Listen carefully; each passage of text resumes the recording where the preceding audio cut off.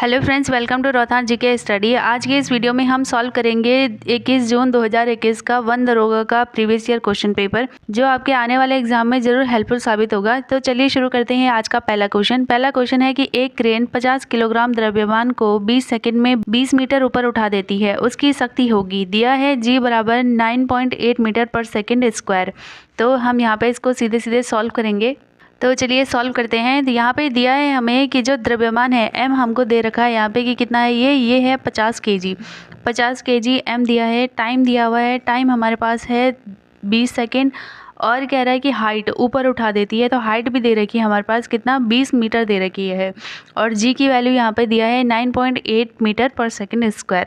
तो इसमें सीधे सीधे हम फॉर्मूला पुट करेंगे, तो पावर का फॉर्मूला हमारे पास सीधे सीधे आ जाएगा mgh अपॉन टी।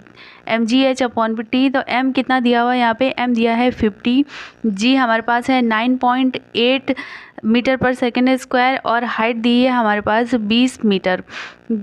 अपॉन में करेंगे सेकेंड, mgh अपॉन टी हमारे पास फॉर्मूला है। तो टाइम हमारे पास दिया है 20 सेकेंड। तो 20 को आप 20 से कट कर लेंगे, फिर जब आप 50 को 99.8 से जब आप 50 को क्या करेंगे, मल्टीप्लाई करेंगे, तो 0 का 0 हो जाएगा।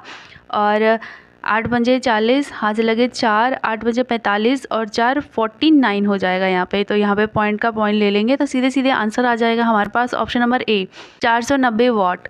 490 वाट जो है इसका सही आंसर हो जाएगा। अगला क्वेश्चन है कि किसी अवतल दर्पण के वक्रता केंद्र तथा फोकस के मध्य वस्तु रखी है, इससे बने प्रतिबिंब के संबंध में कौन सा गुण असत्य है। तो हम देखते हैं कि जो अवतल दर्पण है इससे 6 इमेजेस बनती हैं। उनमें से एक इमेज यहाँ पे पूछ रहा है कि अगर सेंटर ऑफ कर्वेचर पे है, यहाँ पे अगर रखा है और फोकस के बीच में वस्तु रखी हुई है यहाँ पे F, माना कि ये जो है कॉनकेव मिरर है, इन दोनों के बीच में अगर कोई वस्तु रखी हुई है तो इसका जो प्रतिबिंब है वो कहाँ बनेगा और इसके बारे में क्या असत्य है। तो इसका जो प्रतिबिंब है ये सीधे सीधे इसके बियॉन्ड हो जाएगा, बियॉन्ड C, यहाँ पे सेंटर ऑफ कर्वेचर के पीछे ये बन जाएगा। तो यहाँ पे दिया हुआ है कि ये वास्तविक होगा, बिल्कुल ये अवतल दर्पण द्वारा बनाई गई 2 इमेज को छोड़कर सभी वास्तविक और उल्टी होती हैं। उसके बाद यह लिया है कि ये अनंत पर होगा, तो ये अनंत पर नहीं होगा, ये क्या होगा, C के परे होगा, C के पीछे ये बनेगी इमेज। और बोल रहा है कि बड़ा होगा, तो ये इमेज जो है काफ़ी बड़ी इनलार्ज इमेज बनेगी। तो इसका सही आंसर हमारे पास आ जाएगा ऑप्शन नंबर C, अनंत पर। इसमें से जो गुण असत्य है, जो सत्य नहीं है, वो है अनंत पर, क्योंकि ये कहाँ पे बनता है, कर्वेचर के पीछे बनता है इमेज जो है सेंटर ऑफ कर्वेचर के। अगला क्वेश्चन है कि परावर्तन के नियम मान्य हैं केवल। तो जो परावर्तन हम जानते हैं कि अगर कोई प्रकाश किरण किसी सतह पर पड़ती है और टकराकर वापस चली जाती है, तो उसे हम परावर्तन कहते हैं या रिफ्लेक्शन कहते हैं। The bouncing back of the light, इसे कहा जाता है रिफ्लेक्शन। इसके जो नियम है वो सिर्फ मान्य है उत्तल दर्पण पर, सभी दर्पणों पर, या समतल दर्पण पर, या अवतल दर्पण पर। तो इसका सही आंसर आ जाएगा ऑप्शन नंबर बी, सभी दर्पणों पर। सभी दर्पणों पर परावर्तन के नियम मान्य है। परावर्तन के 2 नियम होते हैं। पहला नियम है कि आपतित किरण, परावर्तित किरण और अभिलंब तीनों एक ही तल में होते हैं। दूसरा नियम कहता है कि angle I is equal to angle R, मतलब कि जो आपतन कोण है और परावर्तन कोण है वो दोनों क्या होते हैं, बराबर होते हैं। अगला क्वेश्चन दिया है यहाँ पे कि 50 kg द्रव्यमान का लड़का 50 सीढ़ियाँ 10 सेकंड में चढ़ता है। यदि एक सीढ़ी की ऊंचाई 15 सेंटीमीटर है तो लड़के की शक्ति ज्ञात करनी है यहाँ पे। तो चलिए इसे सॉल्व कर लेते हैं। तो यहाँ पे हमें दिया है द्रव्यमान बराबर m बराबर दिया है 50 kg। इसके बाद कह रहा है कि जो एक लड़का है वो 50 सीढ़ियाँ 10 सेकंड में चढ़ता है, तो टाइम हमें दे रखा है यहाँ पे 10 सेकंड। उसके बाद कह रहे हैं कि जो सीढ़ी की ऊंचाई है वो 15 सेंटीमीटर है, तो h हमको दे रखा है यहाँ पे 15 सेंटीमीटर। और सीढ़ियाँ टोटल कितनी है, तो यहाँ पे 50 सीढ़ियाँ हैं। तो जब हम इसे सॉल्व करेंगे तो 15 पंजे 75 और क्या आ जाएगा 0 यहाँ पे। तो 750 जो है इसका सेंटीमीटर ये आ जाएगा आंसर। लेकिन सेंटीमीटर में नहीं, हमें किस में चाहिए होता आंसर, हाइट हमें मीटर में चाहिए। तो हम क्या करेंगे, इसको 100 से डिवाइड कर लेंगे। तो 100 से जब हम इसे डिवाइड कर लेंगे तो सीधे सीधे हमारे पास आंसर आ जाएगा 7.5 मीटर। तो ये कितना हो गया, 7.5 मीटर हो गया। और जी हमको दे रखा है 10, यहाँ पे जी की वैल्यू दे रखी है 10 मीटर पर सेकेंड स्क्वायर। तो सीधे सीधे हमें पता है कि पावर का फॉर्मूला होता है mgh अपॉन का t। तो m हमें पता है कितना दे रखा है, यहाँ पे m है 50 और g दे रखा है 10।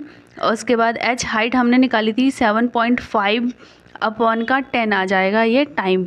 तो 10 से 10 कट हो जाएगा। उसके बाद 7.5 मल्टीप्लाई बाई 50, तो 0 का 0 आ जाएगा यहाँ पे। 5 पंजे का 25, हाथ लगे 2, 7 पंजे 35, 36 और 37, तो 7375.0 आ जाएगा। तो सीधे सीधे 375 जो है ये आंसर आ जाएगा इसका। तो ऑप्शन नंबर बी जो है इसमें दिखाई दे रहा है 375 वॉट, तो ये होगा इसका सही आंसर। अगला क्वेश्चन है कि एक प्रत्यावर्ती धारा जनरेटर को दिष्ट धारा जनरेटर में परिवर्तित करने के लिए हमें क्या करना होगा। तो पहला है कि स्प्रिंग रिंग वलय में ब्रशों का उपयोग करते हैं। दूसरा है कि विभक्त वलय में दिक् परिवर्तक का प्रयोग करते हैं। तीसरा है कि एक शक्तिशाली चुंबक का उपयोग करना पड़ता है। और चौथा दिया है कि चालक के तार के आयताकार लूप का उपयोग करना पड़ता है। तो इसका सही आंसर आ जाएगा ऑप्शन नंबर बी, जो स्प्लिट रिंग टाइप है उसमें कम्यूटेटर मस्ट बी यूज्ड, मतलब जो दिक् परिवर्तक है ना, इसका प्रयोग किया जाता है प्रत्यावर्ती धारा को दिष्ट धारा में परिवर्तित करने के लिए। अगला क्वेश्चन है कि प्रकीर्णित प्रकाश का वर्ण माध्यम में उपस्थित प्रकीर्णन करने वाले कणों के साइज पर निर्भर करता है। मतलब जो स्कैटरिंग ऑफ लाइट होती है वो डिपेंड करती है कि जो साइज ऑफ पार्टिकल्स जो मीडियम में होते हैं, मतलब कि हवा में किस मीडियम के पार्टिकल्स प्रेजेंट हैं। तो इसमें से जो असंगत जोड़ा है उसको बताना है। पहला है कि नीला प्रकाश अत्यंत सूक्ष्म कण, तो जो नीला प्रकाश है इसे वेरी फाइन पार्टिकल, बहुत छोटे छोटे पार्टिकल ये क्या कर देते हैं, इसको फैला देते हैं, तो ये बिल्कुल सही है। दूसरा दिया है कि लाल प्रकाश सूक्ष्म कण, तो ये बिल्कुल गलत है, यही इसका सही आंसर आ जाएगा, क्योंकि हमें असंगत ढूंढना है, मतलब जो मिसमैच्ड है, जो मैच नहीं है सही। क्योंकि जो लाल प्रकाश है इसका जो है लार्ज पार्टिकल इसको स्कैटर्ड करते हैं इस कलर को, तो इसका सही आंसर आ जाएगा ऑप्शन नंबर बी। बाकी ये दोनों भी बिल्कुल सही हैं। अगला क्वेश्चन है कि किसी कण का चाल समय ग्राफ चित्र में दर्शाया गया है, मतलब जो वेलोसिटी टाइम ग्राफ है वो दिया गया है यहाँ पे। तो हमें कण द्वारा 10 सेकंड में तय की गई दूरी ज्ञात करनी है। तो चलिए इसे सॉल्व कर लेते हैं। यहाँ पे दिया हुआ है हमें ये ग्राफ के अकॉर्डिंग हमको इसका आंसर निकालना है। तो यहाँ पे जो 13 है ये दे रखी है वेलोसिटी, हमें पता है कि जो डिस्टेंस तो s इजिकल टू का v इंटू का t होता है। तो जो यहाँ पे v है, v दिया है यहाँ पे 13, तो जब यहाँ पे 13 है और 13 वाला जो dot dot dot dot structure है वो यहाँ तक आ रहा है यहाँ पे, मतलब जो 13 वेलोसिटी है उसको कितना टाइम लग रहा है यहाँ पे, तो इसका ठीक आधा जो है ये टाइम ले रहा है, 10 का हाफ, तो कितना हो जाएगा ये सीधे से 5 हो जाएगा। तो जब हम इसको इस तरीके से करेंगे तो 13 पंजे कितना आ जाएगा, सीधे सीधे 65 मीटर आ जाएगा इसका आंसर।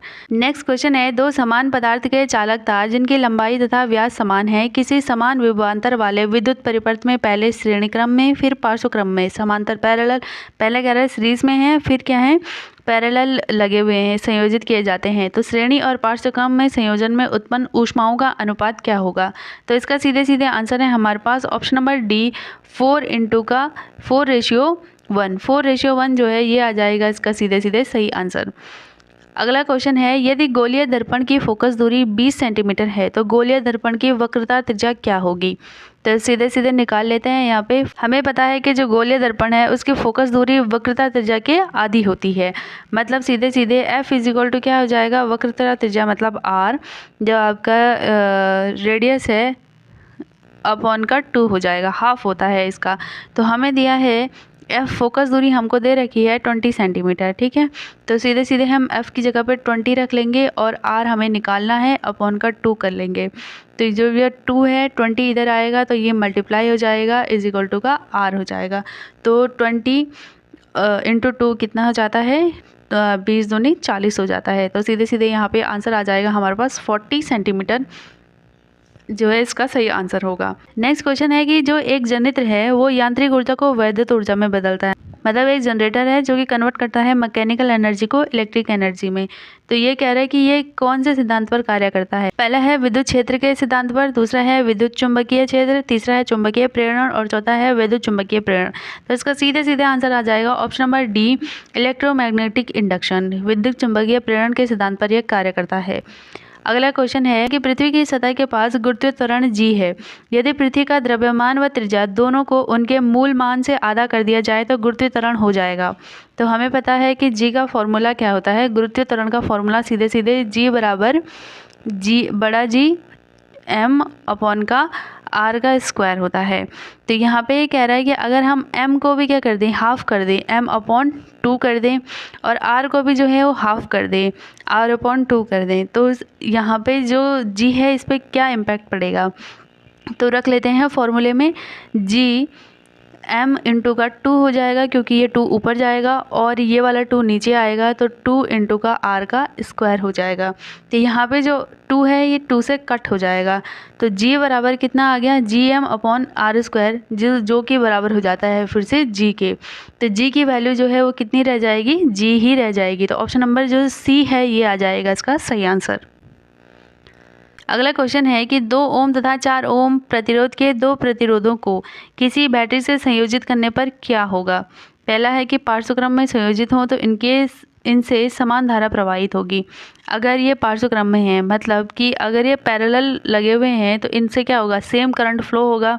दूसरा है कि श्रेणी क्रम में संयोजित हो तो इनसे समान धारा प्रवाहित होगी। अगर सीरीज़ में लगे हुए हैं, इस तरीके से लगा है एक ही उसमें, तो इसमें समान धारा प्रवाहित होगी। तो इसका सही आंसर सीधे सीधे हमारे पास आ जाता है ऑप्शन नंबर बी। अगर ये सीरीज़ में लगे हुए हैं ऐसे R1 और R2 करके 2 ओम और 4 ओम, तो इनमें क्या होगी, एक ही प्रकार की धारा प्रभावित होगी, समान धारा प्रभावित होगी इनमें।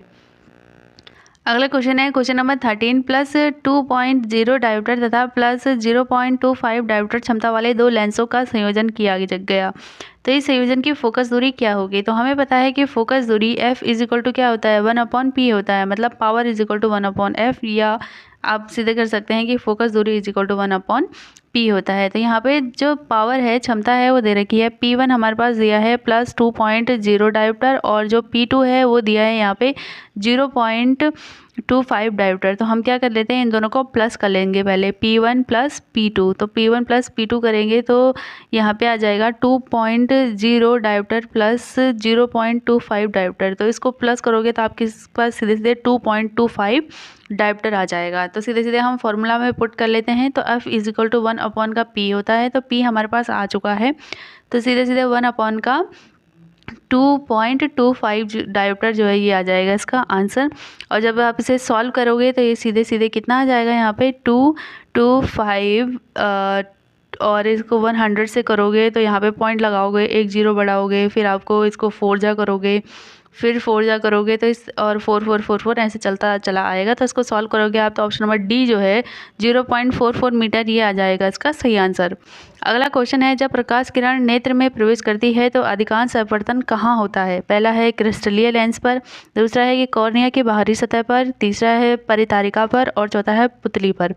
तो जब रे ऑफ लाइट हमारे आँख में एंटर करती है तो जो हमारे आँख का ये बड़ा सा भाग है पूरा, ये इसे कहते हैं कॉर्निया। तो कॉर्निया की बाहरी सतह पर ही क्या हो जाता है, ये अपवर्तित हो जाती है, मतलब यहाँ पे जैसे एंटर करेगी और अंदर इस तरीके से बेंड हो जाएगी लाइट, तो इसे कहते हैं अपवर्तन। अगला क्वेश्चन है कि 2 ओम, 3 ओम, 6 ओम प्रतिरोधकता वाले 3 प्रतिरोधकों को किस प्रकार जोड़ा जाए कि उनका तुल्य प्रतिरोध 4 ओम हो जाए। तो यहाँ पे हम जो 2 ओम है उसे R1 मान लेते हैं, 2 ओम को R1, फिर R2 जो है ये आ जाएगा आपका 3 ओम, और R3 हमारे पास आ जाएगा 6 ओम। तो जब हम 3 ओम और 6 ओम को क्या करेंगे, पैरेलल जोड़ेंगे, मतलब जब हमें पता है कि पैरेलल का फॉर्मूला 1/R1 1/R2 इस तरीके से चलता है, तो हम सीधे सीधे इनको क्या कर लेंगे, सॉल्व कर लेंगे। तो जब आप इसमें R2 और R3 की वैल्यू रखोगे, यहाँ पे 1/R2 और R3 की वैल्यू, तो ये सीधे सीधे कितना आ जाएगा, 1/3 + 1/6 आ जाएगा। तो इसका सीधे सीधा आंसर आ जाएगा हमारे पास 2, क्योंकि 1/2 हो जाता है, तो सीधे से 2 इसका आंसर आ जाएगा। तो 2 ओम जो है ये आ जाएगा हमारे पास, जब हम पैरेलल में इसे जोड़ेंगे, इन दोनों की वैल्यू जो है ये पैरेलल में हमारे पास 2 ओम आ जाती है। फिर हम क्या करेंगे कि ये जो R1 है और ये जो 2 ओम हमारे पास आया है, इनको हम सीरीज़ में जोड़ लेते हैं। तो सीरीज़ में हमें पता है कि R1 + R2 इस तरीके से चलता चला जाता है। तो जब 2 ओम + 2 ओम करेंगे तो कितना आंसर आ जाएगा, 4 ओम यहाँ पे आंसर आ जाएगा। तो सीधे सीधे हमें क्या मिला कि जब हम 3 ओम और 6 ओम को क्या करेंगे, पहले समांतर क्रम में जोड़ेंगे, फिर जो 2 ओम है उसे क्या करेंगे, हम श्रेणी क्रम में जोड़ेंगे, मतलब पहले को हम पैरेलल जोड़ेंगे 3 और 6 को, और फिर 2 ओम को हम सीरीज़ में लगाएंगे, तो हमको आंसर मिल जाएगा 4 ओम। क्वेश्चन नंबर 16 है कि एक प्रतिध्वनि 4 सेकंड में सुनी जाती है, स्रोत से परावर्तक सतह की दूरी क्या होगी। दिया गया है कि ध्वनि की चाल 342 मीटर पर सेकंड है। तो यहाँ पे क्या कह रहा है कि इको निकालना है हमको। इको क्या होता है, जब हम कहीं पे ज़ोर से आवाज़ करते हैं पहाड़ों में, या आपने कभी कमरे में ही खाली कमरे में आवाज़ की हो, तो वो क्या होता है, टकरा कर वापस चली आती है। तो कह रहा है कि जब ये प्रतिध्वनि सुनी जाती है, मतलब वो आवाज़ जो है एक बार इधर आई और एक बार क्या है वापस आई, तो ये कितना टाइम इसने लिया, 4 सेकंड का टाइम इसने लिया आने और जाने में। और हमें पता है कि जो डिस्टेंस होता है, मतलब डिस्टेंस को हम ऐसे डिनोट करते हैं is equal to velocity into का टाइम हो जाता है। तो यहाँ पे जो है टाइम तो हमको निकालना पड़ेगा। एक सिंगल अगर हम जाने का टाइम लेते हैं, तो अगर आने का टाइम 4 सेकंड हो रहा है तो जाने का टाइम कितना हो जाएगा, तो t इज इक्वल टू कितना हो जाएगा हमारे पास 4/2 हो जाएगा आने और जाने का। तो सीधे सीधे इसका आंसर कितना आ जाएगा, 2 आ जाएगा। तो हमारे पास 2 सेकंड जो है ये टाइम निकल के आया है। उसके बाद हमें जो ध्वनि की चाल है, मतलब जो स्पीड है वो तो दे रखी है, वो कितनी दे रखी है, वो दे रखी है 342 मीटर पर सेकेंड। इनटू का हमारे पास कितना दिया है, टाइम 2 दिया है। तो हम सीधे सीधे एस निकाल लेंगे तो कितना आ जाएगा, 2 दूने का 4 और 4 दूने की 8 और 3 दूने की 6, तो 684 मीटर जो है ये आ जाएगा इसका सही आंसर। तो ऑप्शन नंबर डी जो है ये है 64 मीटर, ये इसका सही आंसर आ जाएगा। अगला क्वेश्चन है कि प्राथमिक इंद्रधनुष निर्माण के अंतर्गत प्रकाश किरण द्वारा जल बूंद के भीतर जाने से लेकर हमारी आँख तक पहुँचने में निम्न क्रमबद्ध घटनाएं घटित होती हैं। तो ये है यहाँ पे पानी की बूंद और इसमें गिरती है प्रकाश किरण। तो जब यहाँ से प्रकाश किरण इसमें गिरेगी तो सबसे पहले ये क्या हो जाएगी, अपवर्तित हो जाएगी। जैसे ही ये अपवर्तित होगी मतलब इसमें रिफ्रैक्शन होगा, मतलब अगर एंटर की लाइट और थोड़ी सी बेंड हो गई, फिर इसमें इंटरनल रिफ्लेक्शन होगा, मतलब अंदर ही अंदर क्या होगा, इसमें रिफ्लेक्शन आएगा, इधर से इधर को ये टकरा के वापस चला जाएगा। तो इसे हम कहते हैं आंतरिक परावर्तन। और इसके बाद ये फिर बाहर आएगी तो ये थोड़ा सा बेंड हो जाएगी। तो जैसे ही हमें पता है कि एक माध्यम से दूसरे माध्यम में जाती है, थोड़ा बेंड हो जाती है, उसे अपवर्तन कहते हैं। और फिर हमारे आई तक यहाँ पे पहुँचती है। तो इसमें 3 घटनाएँ हुई, अपवर्तन, आंतरिक परावर्तन और फिर अपवर्तन। तो ऐसा देखने को मिल रहा है हमको ऑप्शन नंबर ए में, तो ये आ जाएगा इसका सही आंसर। अगला क्वेश्चन है, कोई विद्युत केतली 220 वोल्ट पर प्रज्वलित होती है, 1 किलोवाट विद्युत शक्ति उपयुक्त करती है। तो इसके लिए अनुमतांक फ्यूज तार का उपयोग किया जाता है। कितना हमको इसका आई जो है, करंट जो है वो निकालना है इसमें। तो सीधे सीधे हमको जो वोल्टेज है वो दे रखा है कितना, 220 वोल्ट का वोल्टेज दे रखा है। और जो पावर है, पावर दे रखी है हमारे पास, पावर बराबर दे रखा है 1 किलोवाट। तो किलोवाट को जब हम वाट में कन्वर्ट करेंगे तो 1 किलोवाट बराबर कितना होता है, 1000 वाट होता है। तो हमें पता है आई का formula, I is equal to मतलब जो करंट है वो आ जाएगा P अपॉन का V आ जाएगा। तो P हमारे पास दिया है, एक power is equal to 1000 watt upon का 220 वोल्ट। तो 2 से 0 से 0 कट करेंगे और जब इसे सॉल्व करेंगे तो कितना आ जाएगा, 4.5A हमारे पास आंसर आ जाएगा एम्पियर। तो ये कहाँ पे देखने को मिल रहा है, तो ऑप्शन नंबर बी जो है ये आ जाएगा इसका सही आंसर, 4.5 एम्पियर। अगला क्वेश्चन है कि पहियों के घर्षण बल एवं अन्य संतुलित बलों की अनुपस्थिति में एक 50 केजी द्रव्यमान का लड़का 5 मीटर पर सेकंड की क्षैतिज गति से एक स्थिर 5 केजी की ट्रॉली पर कूदता है। अब ट्रॉली पर लड़के सहित ट्रॉली की गति क्या होगी। तो चलिए इसे सॉल्व कर लेते हैं। तो ये हमें पता है कि यहाँ पे संवेग पूछ रहा है, तो P is equal to mv होता है। तो यहाँ पे दे रखा है P1 प्लस P2 दे रखा है हमको। तो हमें पता है कि m1 इज इक्वल टू कितना हो जाएगा, फिर m1 प्लस m2, और इन दोनों में क्या कॉमन है, v कॉमन है, तो इसको हम बाहर निकाल लेंगे। तो सीधे सीधे जो m1 है, m1 हमारे पास मतलब जो द्रव्यमान पहला द्रव्यमान हमारे पास 50 दे रखा है, इनटू का जो v1 है मतलब 5 मीटर, तो इसको 5 कर लेंगे। और इसके बाद दे रखा है हमको 50 m1 दे रखा है और m2 कितना दे रखा है, 5 kg दे रखा है। तो आप यहाँ पे 5 kg लिख लेंगे। तो तो ये सीधे सीधे सॉल्व करेंगे तो ये कितना आ जाएगा 55 kg आ जाएगा। और इसको भी सॉल्व करेंगे तो 5 पंजे 25, 250 जो है ये आ जाएगा इसका आंसर। 55 और 250 हमारे पास आ गया। अब क्या करेंगे, हम टोटल मोमेंटम निकालेंगे। टोटल मोमेंटम तो टोटल करने के लिए क्या करेंगे, इनको हम प्लस कर लेंगे। जो m1 है और m2 है, जो मास 1 और मास 2 है, उसे क्या कर लेंगे, हम प्लस कर लेंगे। तो 50 प्लस 5 करेंगे तो हमारे पास कितना आ जाएगा, 55 आ जाएगा। हमें पता है कि P = mv होता है, तो V = क्या हो जाएगा, सीधे सीधे P/m हो जाएगा। तो यहाँ पे हम सीधे सीधे समय कितना लेंगे इतना। P हमारे पास कितना आ गया था, 250 आ गया था, और M हमारे पास था 55 था हमारे पास। तो जब इसको सॉल्व करेंगे हम तो हमारे पास आ जाएगा 4.5 मीटर पर सेकेंड। तो 4.5 मीटर पर सेकेंड हमें दिख रहा है बी ऑप्शन में। अगला क्वेश्चन है, चित्र के दर्शाए अनुसार कोई इलेक्ट्रॉन किसी चुंबकीय क्षेत्र के लंबवत प्रवेश करता है, तो इलेक्ट्रॉन पर आरोपित बल की दिशा क्या होगी। तो यहाँ पे चुंबकीय क्षेत्र दिया है, इलेक्ट्रॉन नीचे की तरफ दिया हुआ है।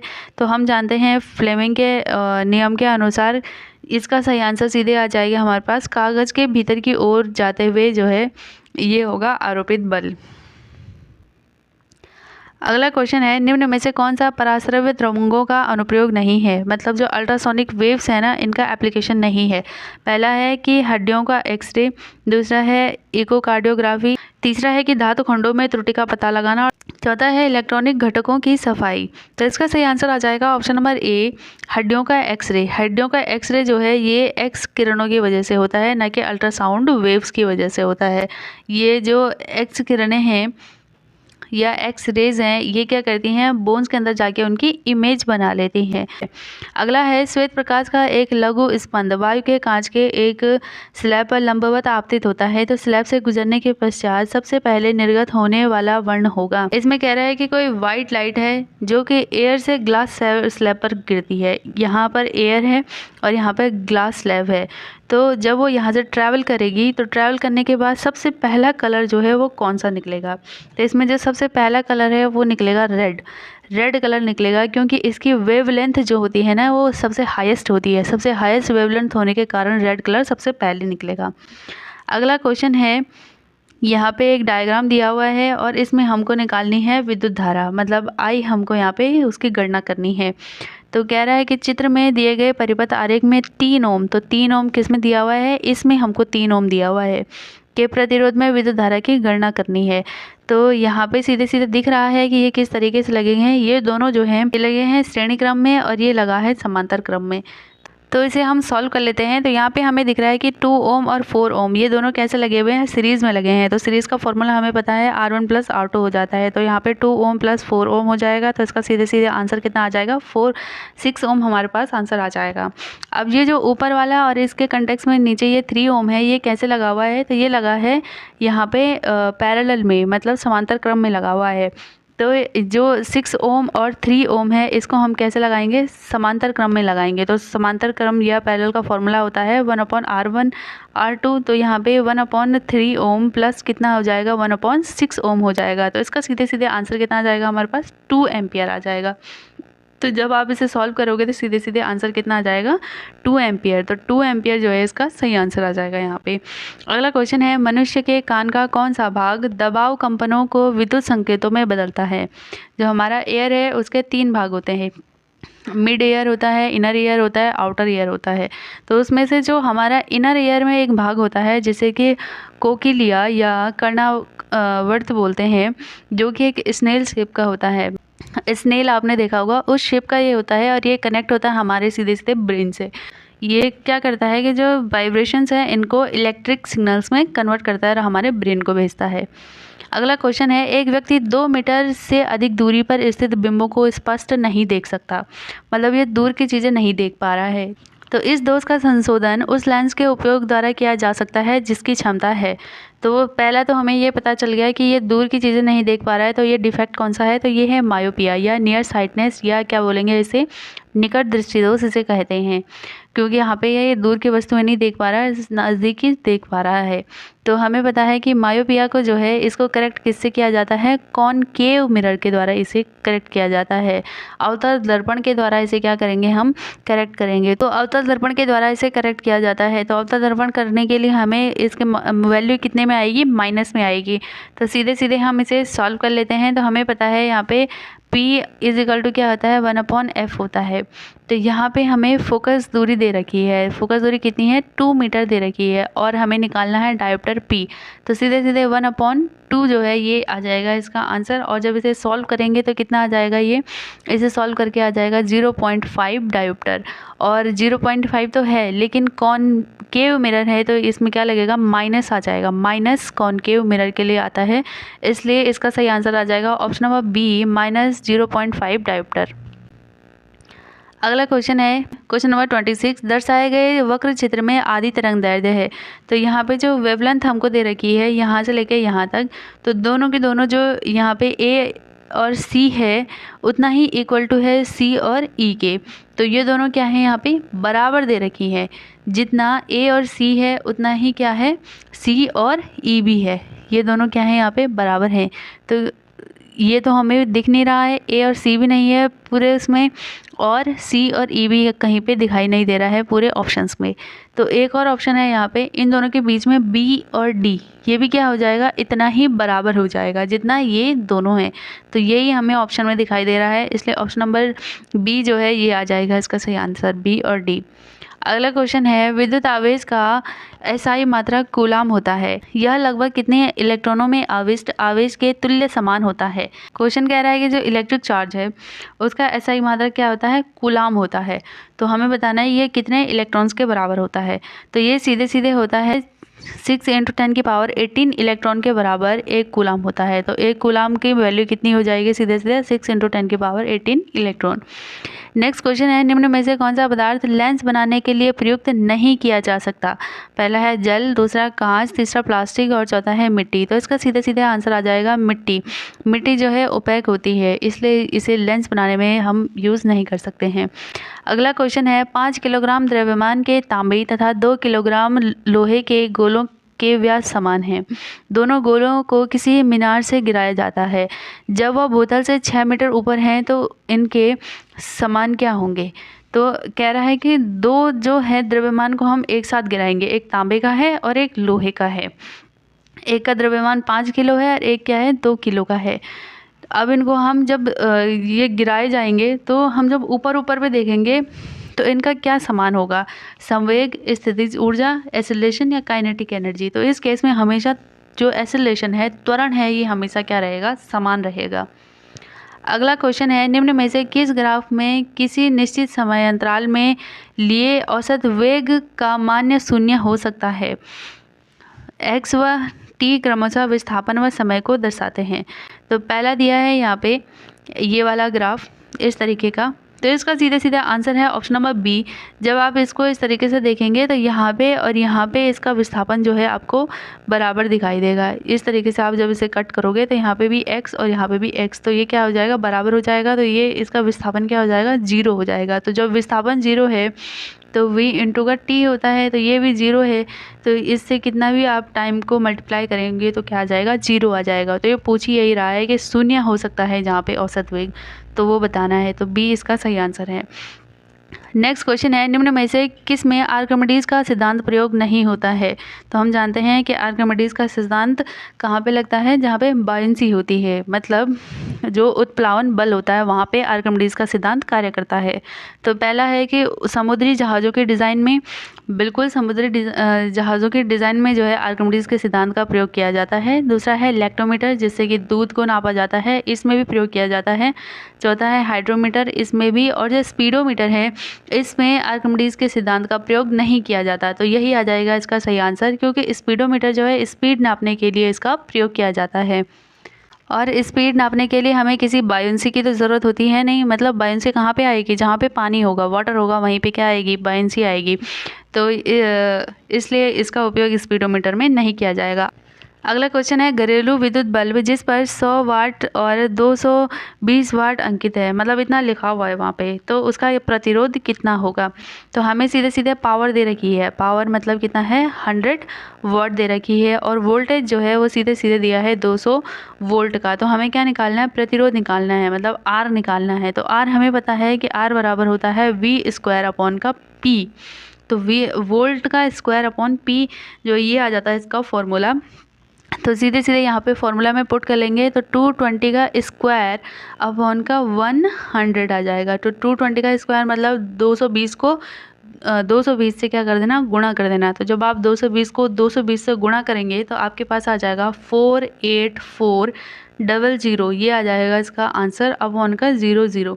इस जीरो से इस जीरो को काटोगे, इस जीरो को इस जीरो से काटोगे तो आंसर कितना आ जाएगा 484। 484 कौन सा ऑप्शन में दिख रहा है, तो ऑप्शन नंबर बी जो है यहाँ पे दिखाई दे रहा है हमको 484 ओम। तो ये आ जाएगा इसका सही आंसर। अगला क्वेश्चन है कि 10 जूल कार्य किसके बराबर होता है। तो पहले जान लेते हैं कि 1 जूल कार्य जो है किसके बराबर होता है। तो 1 जूल कार्य बराबर होता है 1 न्यूटन मीटर के बराबर होता है। तो जब 1 जूल 1 न्यूटन मीटर के बराबर होगा तो 10 जूल कितने के बराबर होगा, तो 10 जूल 10 न्यूटन मीटर के बराबर होगा। तो कहाँ पे दिया है, तो ऑप्शन नंबर बी जो है यहाँ पे दिया है 10 न्यूटन मीटर इसका आंसर। फिर आगे केमिस्ट्री के क्वेश्चन दिए हुए हैं, इसको हम अगले पार्ट में कवर करेंगे। तो आज की वीडियो में इतना ही, मिलते हैं अगली वीडियो में।